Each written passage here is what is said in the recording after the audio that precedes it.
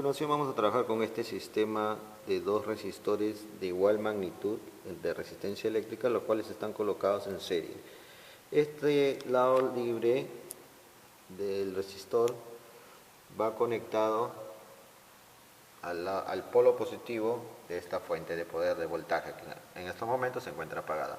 El otro cable lo vamos a colocar en el otro extremo del resistor. Por lo tanto, nosotros lo que pretendemos es aplicar un voltaje en todo este sistema en serie. Bien, nosotros vamos a aplicar un voltaje continuo, significa un voltaje constante. Para eso justamente se utiliza este lado izquierdo, porque el lado derecho corresponde a voltajes alternos. Entonces, vamos a aplicar ahorita un voltaje y para ello simplemente encendemos la fuente y nos damos cuenta que el valor que nos da el voltaje es 0, obviamente porque se encuentra en el valor mínimo, lo cual siempre es recomendable empezar con ese valor, pues al aplicar un voltaje a un sistema, este podría sufrir quemaduras o aumento en temperaturas, ¿no?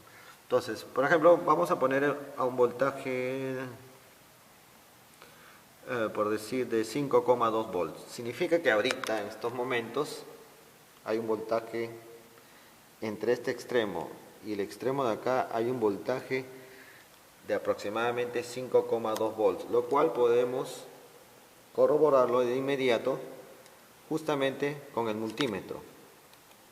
Bien, recordando lo que era el multímetro, ahora lo vamos a utilizar en su función de voltímetro. Y para eso el selector debe encontrarse en esta parte resaltada. Bien, entonces veamos qué pasaría si escojo la escala de 200 milivolts y por supuesto enciendo. Entonces vamos a medir el voltaje entre los extremos. Ya, ese sonido, por ejemplo, nos indica que el valor del voltaje entre estos dos extremos es muy superior al que yo espero, 200 mili.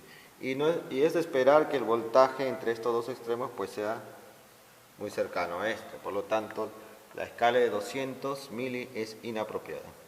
Vamos a pasar a la siguiente escala. Es más, vamos a mostrar ahora que la escala de 2 volts tampoco es adecuada porque lo que esperamos es que sea 5 volts. Para eso vamos a colocar otra vez las puntas de prueba.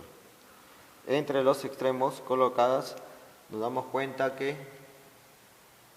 tampoco se registra nada y era lo que esperábamos, pues el voltaje entre estos dos extremos pues es alrededor de 5. Entonces hay que subir a la siguiente escala, en este caso 20, y nos damos cuenta en este caso que nos da el valor de menos 5,12. Ese menos indica nada más que la polaridad o que las puntas de prueba están al revés. Entonces vamos a invertir las puntas de prueba para tener el voltaje con el signo correcto, respetando la polaridad establecida por los cables. Sin embargo, se da cuenta que el valor es el mismo. O sea, significa que sí, el voltaje entre estos dos extremos es de 5,12 volts, lo cual está muy cercano al valor nominal que ofrece la máquina. Bien, entonces de esa manera uno ha escogido apropiadamente la escala de 20 y 5,12. Ya hemos explicado que esta sería la mejor porque nos va a dar tres cifras significativas. Si nosotros movemos al de 200, como ya sabemos en un video anterior, las cifras significativas van disminuyendo. Nos vamos a quedar en 20. Ahora, sin embargo, hay algo interesante. Los voltajes en cada resistor,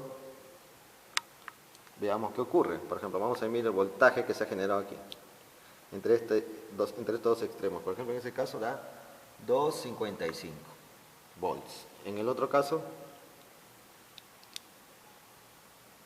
2,56. Bueno, aproximadamente tienen el mismo voltaje y la suma es aproximadamente 5,2 volts. Eso será porque las dos resistencias son las de igual, tienen valor de resistencias muy similares o por decir iguales. ¿Qué pasará cuando las resistencias sean diferentes? Eso lo va a tener que averiguar en su práctica de laboratorio.